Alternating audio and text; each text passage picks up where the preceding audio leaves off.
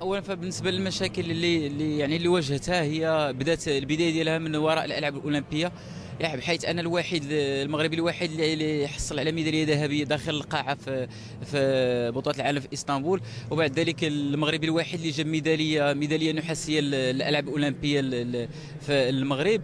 ويعني هذا الشيء، داك الشيء اللي كان تستحق ما خديتوش، يعني يعني حتى المستحقات ديالي كانت ناقصه. ماشي يعني كان انا ذاك كان وزير السابق ديال الشباب والرياضه، كان دار واحد يعني توقيع على واحد المستحقات اللي كنا غناخذوها ديال كل ميداليه. في الاخر عطاوني داك الشيء ناقص. وكذلك بطوله العالم ذهبيه داخل القاعه، يعني تقريبا داك الشيء كامل اللي عطاوني النص ديالو من العيب والعار ان المغربي الوحيد اللي يجيب ميداليه للمغرب ويشرف بلاده.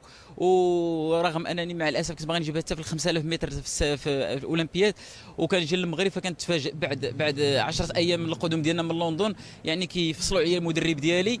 يعني هذه بطوله العالم ما كنتش، يعني كنت مدمر بزاف، يعني المورال طايح تحت من الصفر، لانه ما عنديش مدرب وكنت تمرن بوحدي. ويعني ما كانش يعني اصلا بلا مدرب ما خصنيش نشارك هنا. يعني جيت نشارك انا بطوله العالم لانني كنحب الوطنيه ديالي وكنحب الرايه المغربيه وكنحب المغرب.